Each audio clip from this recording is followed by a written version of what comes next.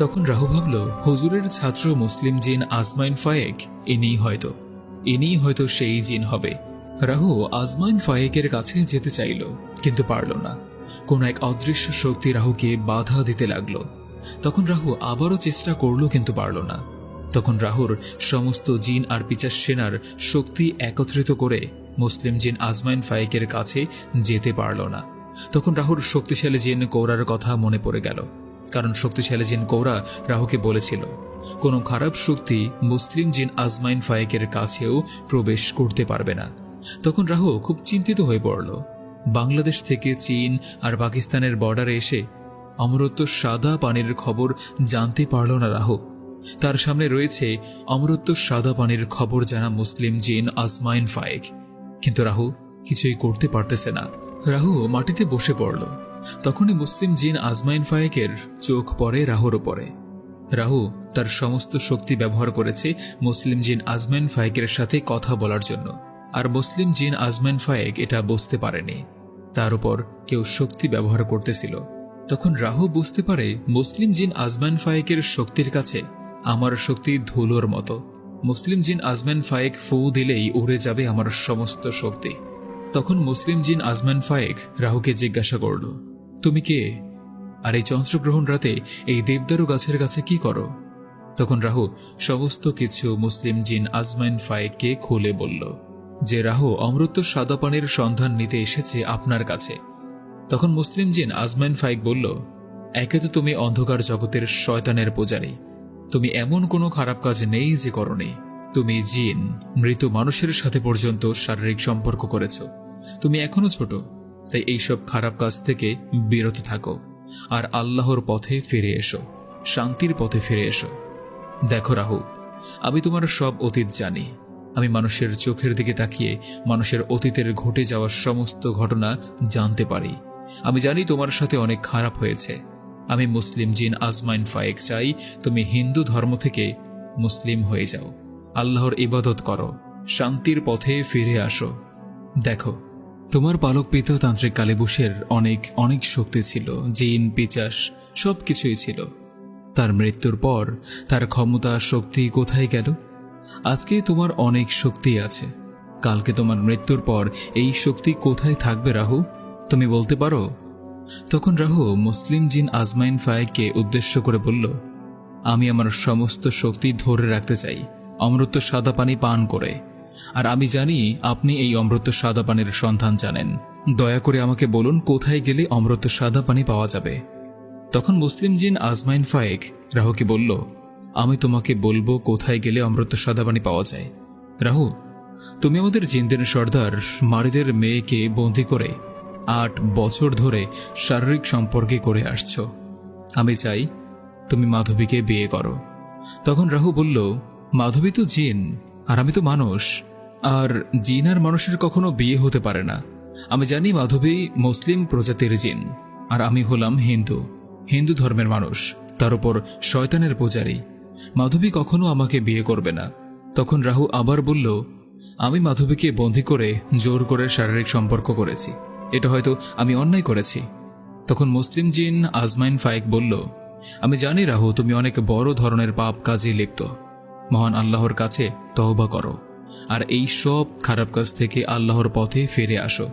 আর রাহু, তুমি মাধবীর পিতার সাথে সাক্ষাৎ করবে, আর সাক্ষাতে বলবে, আমি আপনার একমাত্র কন্যা মাধবীকে বিবাহ করতে চাই, আর তোমার খারাপ কাজের জন্য জিনের সর্দার মারিদের কাছে ক্ষমা চেয়ে নেবে।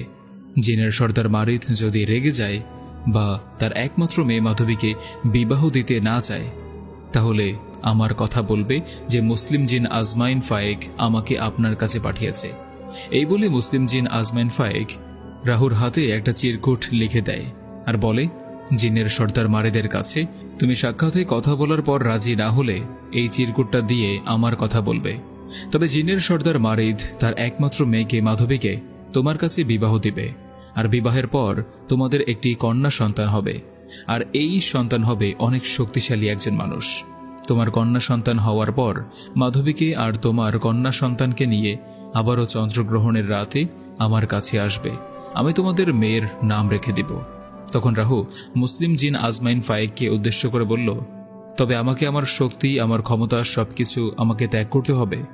তখন মুসলিম জিন আজমাইন ফায়েক বলল, রাহু, তোমাকে তোমার সব খারাপ শক্তি থেকে ফিরে আসতে হবে। তখন রাহু বলল, আমি অনেক কষ্ট করে এই ক্ষমতা অর্জন করতে পেরেছি, আমি এই ক্ষমতা ত্যাগ করতে পারবো না। তখন মুসলিম জিন আজমাইন ফায়েক বলল, রাহু, আমি জানি তুমি তোমার পিতার হত্যার প্রতিশোধ নেয়ার জন্যই এই খারাপ কাজে লিপ্ত ছিলে।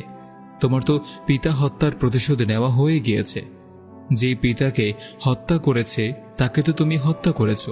তবে তুমি এখন এই খারাপ কাজ থেকে বিরত থাকো, আর এসব খারাপ কাজ থেকে ফিরে আসো, আর ইসলাম ধর্ম গ্রহণ করো। তখন রাহু মুসলিম জিন আজমাইন ফায়েককে উদ্দেশ্য করে বলল, আমি এখন চলে যাব। আমি পুনরায় আবার আপনার সাথে সাক্ষাৎ করব। আপনার কাছ থেকেই ইসলাম ধর্ম গ্রহণ করে জিনের সর্দার মারিদের একমাত্র কন্যা মাধবীকে বিবাহ করব। কিন্তু এখন আমার এই সব বিবাহ ধর্ম ত্যাগ করা সম্ভব না। আমি রাহু আপনাকে কথা দিলাম, আমি নিজে আর কখনো কোনো জিন বা মানুষের সাথে শারীরিক সম্পর্ক করব না। আমি আবার আসবো আপনার কাছে। এই বলে মুসলিম জিন আজমাইন ফায়েকের কাছ থেকে রাহু তার সমস্ত জিন আর পিচাস সেনা নিয়ে যাত্রা করে বাংলাদেশের উদ্দেশ্যে তার কেল্লায়। আপনারা ভাবছেন রাহু তার ধর্ম ত্যাগ করে ইসলাম ধর্ম গ্রহণ করবে। আরে না ভাই, কখনো শুনেছেন শয়তান ভালো হয়? রাহু মুসলিম জিন আজমাইন ফায়েকের সাথে মিথ্যা কথা বলে চলে এসেছে, কিন্তু আল্লাহ চাইলে রাহু একদিন ইসলাম ধর্ম গ্রহণ করে মাধবীকে বিবাহ করতে রাজি হতে পারে। কিন্তু রাহু কি তার এই বিশাল ক্ষমতা মাধবীকে বিবাহ করার জন্য ত্যাগ করতে পারবে? অবশ্যই কমেন্টে আপনাদের মতামত জানাবেন। রাহু আকাশপথে চলতে লাগলো তার কেল্লার দিকে, চীন আর পাকিস্তানের বর্ডারের ওখান থেকে। অন্যদিকে জলদেবতা জিনের সর্দার মারিদের মেয়ে মাধবীকে বন্দী করে রেখেছে তার জলরাজ্যে। জিনের সর্দার মারিদ খুব চিন্তিত অবস্থায় পায়চারি করতে লাগলো। কি হবে এই যুদ্ধে? রাহুকে কি হত্যা করতে পারবে? তখন জিনের সর্দার মারিদের একজন জিন এসে বলল, সর্দার, জলদেবতা রাহুর কেল্লায় আক্রমণ করে, কিন্তু কেল্লার ভিতরে রাহু ছিল না। আর জলদেবতা রাহুকে হত্যা না করতে পেরে আপনার একমাত্র কন্যা মাধবীকে জলদেবতা তার জলরাজ্যে নিয়ে যায় আর বন্দী করে রাখে। আর জলদেবতা রাহুর মাত্র 20,000 জিন আর পিচাস সেনা হত্যা করতে পেরেছে। এই জিন আর পিচাস সেনাগুলো রাহুর কেল্লার ভেতরে থাকা সমস্ত নারীদের পাহারা আর দেখাশোনা করত। তখন জিনের সর্দার মারিদ বলল, জলদেবতার সাথে তো আমার এমন কোনো কথা ছিল না। জলদেবতা রাহুকে হত্যা করে রাহুর কাটা মাথা আমাকে উপহার দিবে, আর তার বিনিময়ে আমি আমার একটা চক্ষু দান করব জলদেবতাকে। আমার মেয়ে মাধবীকে জলদেবতা বন্দী করার কারণ কি? তখন জিনটা বলল, জলদেবতার ইচ্ছে আপনার একটা চক্ষু পাওয়ার। আপনি যদি জলদেবতা মানে তাকে আপনার চক্ষু দান করেন, তবে জলদেবতা আপনার একমাত্র মেয়ে মাধবীকে আপনার কাছে ফেরত পাঠাবে। এই কথা শুনে জিনের সর্দার মারিদ প্রচণ্ড রেগে যায় আর বলে, আমার সাথে এত বড় প্রতারণা করেছে এই জলদেবতা, আর আমি এই জলদেবতাকে বন্ধু মনে করে বিশ্বাস করে বসে আছি। আমি আগেই আপনাদের বলেছি, জলদেবতার সাথে যুদ্ধ করতে তার একমাত্র ছেলে এসেছিল। জলদেবতার ছেলের নাম হলো অরূপ। অরূপ রাহুর কেল্লাতে যাওয়ার পরেই মাধবীকে প্রথম দেখায় প্রেমে পড়ে যায়, কারণ মাধবী ছিল একজন জিন সর্দারের মেয়ে, মানে পরী।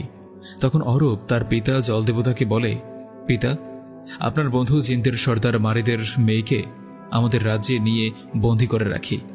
তখন জলদেবতা বলল, না অরূপ, এটা আমি করতে পারবো না, কারণ জিনের সর্দার মারিদ আমার ভালো একজন বন্ধু। তখন অরূপ তার পিতা জলদেবতাকে বলল, পিতা, আপনি আমার একমাত্র বোন, আর আপনার একমাত্র মেয়ে সিথিকে কথা দিয়েছেন জিনের সর্দার মারিদ তার নিজের একটা চক্ষু আপনাকে দেবে। তখন জলদেবতার ছেলে অরূপ আবারও বলতে লাগলো, এখন পিতা, আপনি আমার কথা শোনেন। জিনের সর্দার মারিদের মেয়ে মাধবীকে বন্দী করে আমরা আমাদের জলরাজ্যে নিয়ে যাই, আর মাধবীকে তার পিতা ফেরত নিতে চাইলে তার বিনিময়ে আপনি জিনের সর্দার মারিদের কাছে একটা চক্ষুদান নিয়ে নেবেন। জলদেবতার ছেলে অরূপ এটা জানত, আমার পিতা জলদেবতা জিনের সর্দার মারিদের মেয়েকে বন্দী করা মানেই জিনের সর্দার মারিদের সাথে প্রতারণা করা হবে। এই প্রতারণার জন্য মারিদ কখনো আমার পিতা জলদেবতাকে তার নিজের চক্ষুদান করবে না, আর আমার পিতা কখনোই জিনের সর্দার মারিদের মেয়েকে মুক্ত করবে না। আর তখন মাধবী আমার হয়ে যাবে। এই বলে মনে মনে হাসতে লাগলো।